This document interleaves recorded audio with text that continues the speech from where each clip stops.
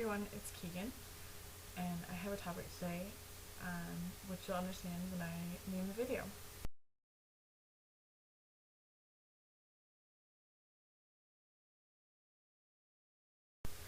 As many of you have noticed, the other day I posted a video named Silence. I created this video because the environment that I was in previously and the one I'm currently in. I'm a student at Central Washington University, and if an LGBT individual came up to me, emailed me, or in any way contacted me to ask me if they should come to Central, I would tell them no. Central has an amazing GSA-type style group that is very active on campus through educational programs, meetings, and social events. It's a very warm and inviting place where an LGBT individual may feel safe. One of my biggest deciding factors in coming to Central was the fact that they did have a GSA and a diversity center. I knew that it was a relatively small campus located in a small community.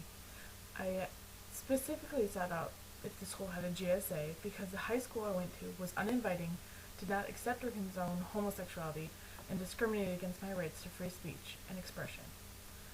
But that's how private schools work. I've had very few instances of discrimination at Central and its surrounding community based on my experiences in high school.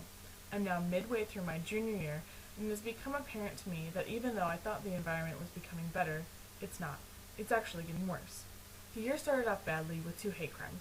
One was earlier in the summer, and one at the very beginning of the school year. One happened on the very fringe of campus, and one happened off campus. While it had set me slightly on edge, as I am already very leery of walking out in the community at night, it did not affect the rest of the members of GALA as deeply. GALA, the Gay and Lesbian Association, which is a GSA on campus, is part of the Equity and Services Council, which I will refer to as ESC from now on, includes several other diversity groups. The council allocates funds and helps the community work together to create social change and educational awareness. It has been a rough year between ESC and its groups due to several constitutional changes. The last update being that the office that was set aside for these 9 organizations was going to be opened up to include over 100 more clubs and about 12 student academic senators. Until now, the office had been regarded as a safe area where members of the LGBT community could feel free to express their feelings, not be discriminated against, and to be secure in the knowledge that what was talked about was confidential. When GALA brought this issue up to the Equity and Services Council, the other organizations included in it, who we had considered ourselves to be safe with previous, had pretty much told us to get over it, to shove our issues aside, and just sweep it under a rug. Needless to say, the ESC no longer feels like a welcoming and open place for the LGBT community to discuss their issues. This is not the first time that GALA has been concerned about safe space issues. While trying to find a meeting place for our executive board members, we were repeatedly interrupted by the student government officials. They did not knock, they did not see if it was okay to come in at all, they just came in, told us that they needed the room, and would we hurry up and finish our meeting. While not outright saying so, they implied that the issues they needed to discuss were more important than ours.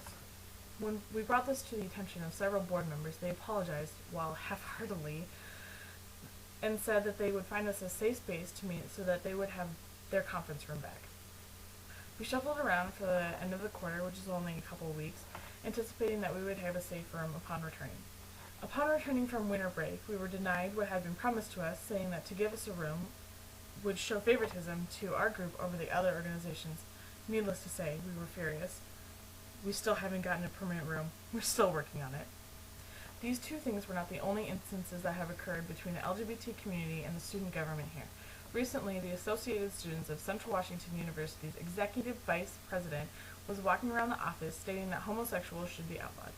There were 2 individuals from GALA Executive Board there to hear him speak, along with countless others scattered around the office.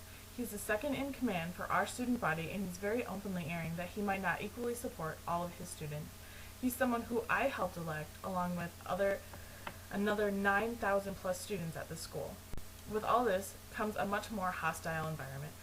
I, personally, no longer feel safe going to the Equity and Services Council, to the office for the Equity and Services Council organizations, or to the Student Government Office. If that isn't enough, a friend of mine was walking through the Student Union and Recreation building when they had homophobic remarks made about them. In my Student Union building, that these remarks were openly made. I'm beginning to wonder if there's anywhere safe anymore on this campus. I don't even know where to begin to try and correct this problem. Can someone help me understand how our university came to the point where a student official, random people, and people we considered friends, peers, and equals can discriminate and make harmful remarks very publicly and not have any consequences? I hope that all the students from Central who see this video will stand up, take action, and make your voices heard. This is completely unacceptable behavior, and it's up to us to correct it, to change it.